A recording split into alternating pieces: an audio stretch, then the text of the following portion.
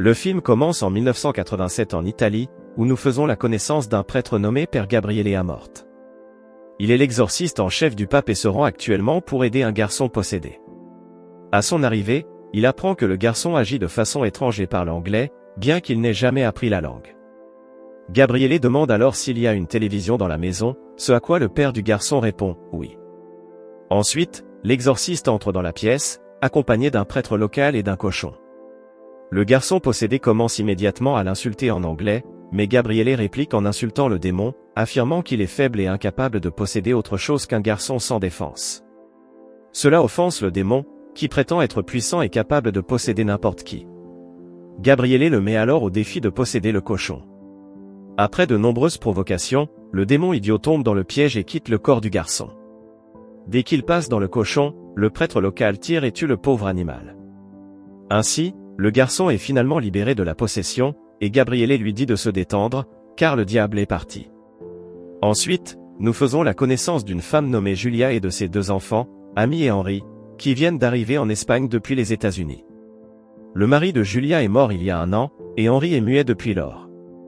La raison de leur présence en Espagne est que son mari leur a laissé un héritage, un ancien monastère appartenant à sa famille. Julia prévoit maintenant de restaurer la propriété afin de la vendre et de retourner aux États-Unis pour une vie meilleure. À leur arrivée au monastère, la famille est accueillie par l'entrepreneur en charge des travaux de construction. Il rencontre également le père Thomas Esquibel, un prêtre chargé de veiller à ce que l'architecture du monastère soit respectée pendant sa restauration, car elle est importante pour l'église.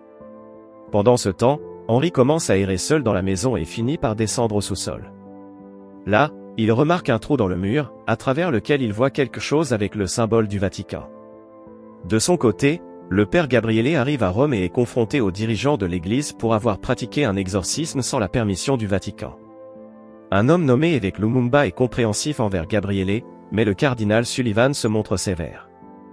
Il affirme que l'exorcisme est inutile dans le monde scientifique moderne dans lequel ils vivent. En réponse, Gabriele explique que seuls 2% des demandes qu'il reçoit nécessitent un exorcisme, les 98% restants étant liés à une forme de maladie mentale. Il précise que, comme le garçon n'était pas réellement possédé, la procédure ne qualifie pas comme un exorcisme.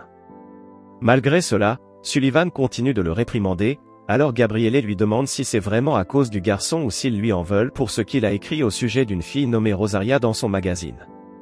Il ajoute que s'ils ont un problème avec lui, il devrait s'adresser à son supérieur, le pape, puis il quitte la pièce. Sullivan lui crie de s'arrêter, affirmant que la réunion n'est pas terminée, mais Gabriele l'ignore et sort. De retour au monastère, un ouvrier tombe sur le même trou dans le mur qu'Henry avait découvert plus tôt. Il découvre bientôt une zone cachée et allume une torche pour voir ce qui se trouve derrière les blocs. Cependant, il s'avère qu'il y a une fuite de gaz dans la zone, ce qui provoque une explosion massive. L'homme est gravement blessé dans l'incendie et est immédiatement transporté à l'hôpital. En raison de la gravité de l'incident, l'entrepreneur comprend que le site est trop dangereux pour continuer les travaux et annule la restauration. Plus tard, on découvre que l'explosion a brisé certains murs cachés, libérant un démon dangereux piégé à l'intérieur. Ce dernier prend rapidement possession d'Henry, provoquant des convulsions et des crises violentes.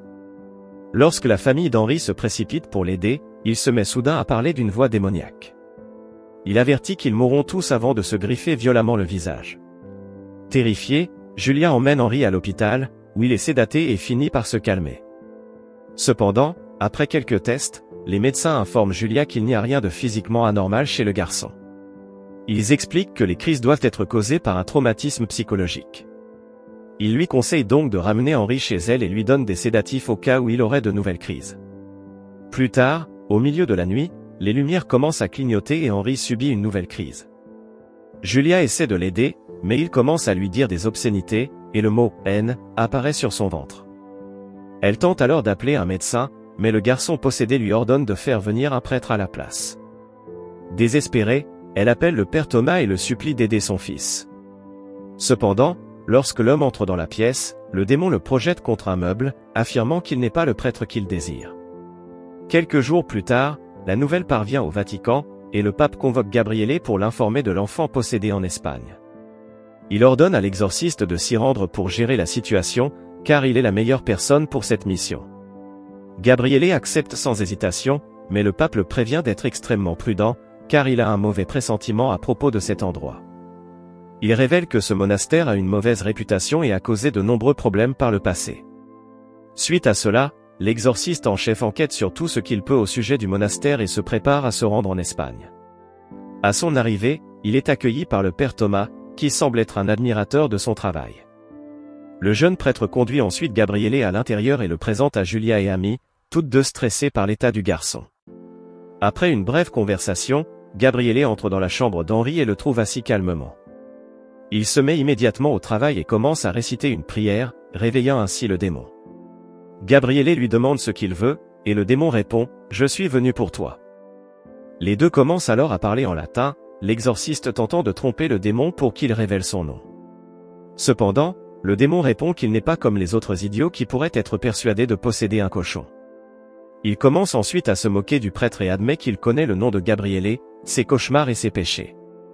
À ce moment, le garçon possédé vomit un oiseau rouge sorti de nulle part. Cela effraie l'exorciste, qui quitte la pièce. Après avoir envoyé la famille se reposer, Gabriele parle avec Thomas et lui enseigne quelques leçons sur les démons afin qu'il puisse aider à l'exorcisme. Il explique qu'ils doivent à tout prix connaître le nom du démon, car c'est le seul moyen d'aider Henri. Cependant, Gabriele avertit le jeune prêtre de ne pas regarder le démon dans les yeux ni d'interagir avec lui d'aucune manière. Il instruit Thomas de se concentrer uniquement sur la prière pendant que Gabriele s'occupe du reste des tâches liées à l'exorcisme. Après cela, les deux prêtres entrent dans la pièce et commencent l'exorcisme. Henri leur lance de nombreuses insultes et blasphèmes, mais les prêtres restent calmes. À ce moment critique, les lumières s'éteignent, et Gabriele aperçoit Rosaria devant lui. Elle l'accuse de l'avoir laissé mourir et affirme qu'il devra expier ses péchés. Gabriele répond que ses péchés ont été pardonnés, mais elle rétorque qu'au fond de lui, il ne peut toujours pas se pardonner lui-même. Ensuite, le démon tourne son attention vers Thomas, révélant qu'il a couché avec l'une des filles de sa congrégation et s'est servi d'elle pour satisfaire ses désirs. Thomas est outré en entendant cela et ordonne au démon d'arrêter de parler. Cependant, ce dernier continue de dire des obscénités à propos de la jeune femme, poussant le jeune prêtre à bout.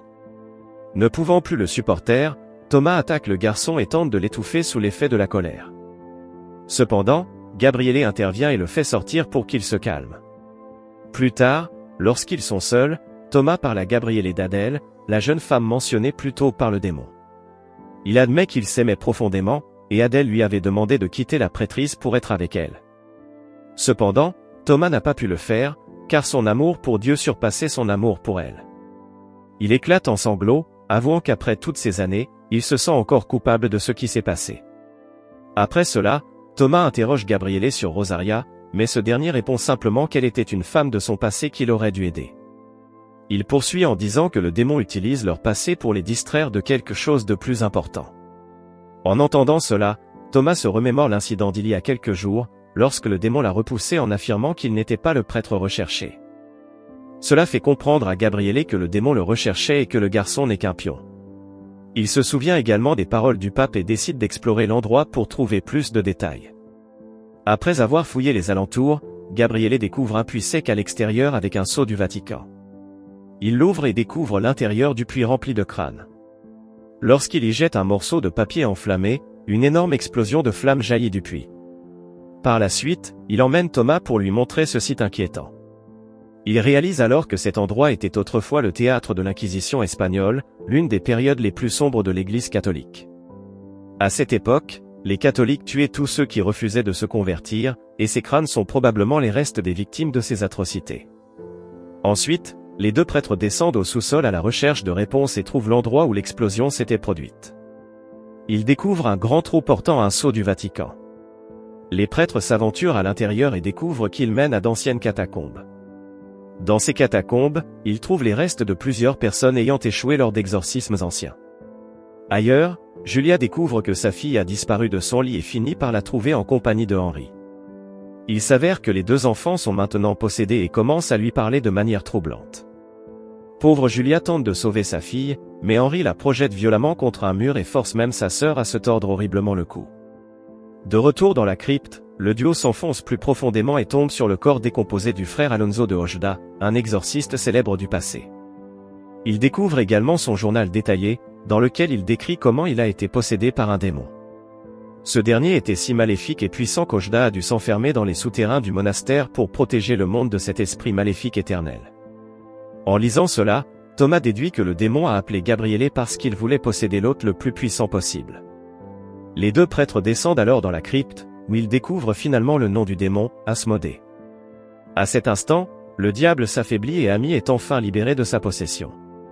Elle injecte alors immédiatement un sédatif à son frère pour le calmer. Avant d'affronter le démon, Gabriele réalise qu'il doit confesser les choses qui le hantent encore. Il se confie donc à Thomas au sujet de Rosaria et explique comment il avait été nommé pour la guérir de sa possession. Cependant, Gabriele était convaincu qu'elle n'était pas possédée mais souffrait plutôt de troubles mentaux. Il avait refusé de l'aider et avait transmis son cas à quelqu'un d'autre. Malheureusement, quelques jours plus tard, la pauvre femme s'est suicidée en sautant d'un immeuble sous ses yeux. Gabriele a découvert plus tard qu'elle avait été abusée par des responsables du Vatican, mais l'incident a été étouffé. Il porte donc encore la culpabilité de ne pas l'avoir aidée lorsqu'elle en avait le plus besoin. Après cela, Gabriele réunit la famille et prépare tout le monde pour la bataille finale contre le mal. Il donne à Thomas un médaillon consacré et bénit Julia et Amy pour leur protection. Il s'approche alors de Henri, qui est maintenant horriblement déformé et méconnaissable. Lorsque l'exorcisme commence, Asmodée montre des visions des péchés des prêtres, mais ces derniers ne tombent plus dans ses pièges. Tout le monde prie sans relâche, et lorsque le garçon se tord, il semble qu'ils aient gagné. Cependant, quelques instants plus tard, le démon écrit sur son ventre, « Dieu n'est pas ici » et possède de nouveau Amy. Il la fait marcher comme une araignée et attaque brutalement sa mère. Alors que le démon continue de semer le chaos, il informe Gabriele qu'il peut mettre fin à tout cela en se rendant.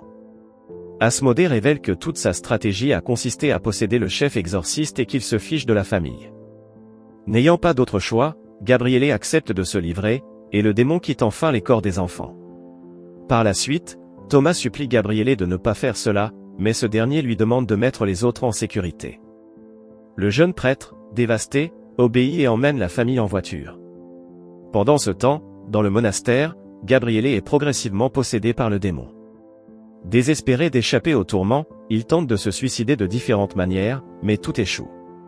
Il se rend ensuite dans les catacombes, où repose le corps d'Ojda. Gabriele essaie de s'immoler par le feu, espérant mourir brûlé, mais il est soudainement arrêté par l'apparition de Rosaria.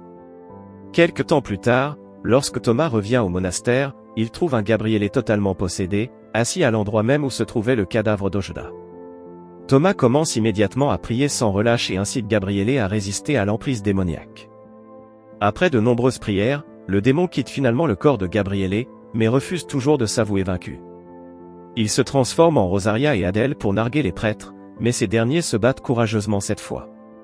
Thomas utilise alors le médaillon donné par Gabriele pour éliminer Adèle, provoquant son explosion. Pendant ce temps, Gabriele pose une croix sur le front de Rosaria avant d'envoyer le démon dans les abysses infernaux. Une fois le démon vaincu, les prêtres scellent l'entrée entre les deux mondes. Quelques jours plus tard, Thomas et Gabriele retournent à la cité du Vatican, où le pape les félicite pour leur succès. Ils apprennent également que la famille de Julia est rentrée saine et sauve aux États-Unis et que Henri se remet peu à peu. L'évêque Lumumba emmène alors les deux prêtres aux archives de l'église, où il révèle qu'Asmodée était l'un des 200 démons qui sont tombés du ciel et se sont installés dans des lieux maléfiques. Cela signifie qu'il reste encore 199 autres sites à explorer. Heureusement, ils ont trouvé une carte de ces sites parmi les documents du monastère. Le pape confie à Gabriele la mission de superviser cette enquête et de s'occuper des sites restants. L'exorciste accepte volontiers, à condition de pouvoir emmener son fidèle compagnon, le père Thomas.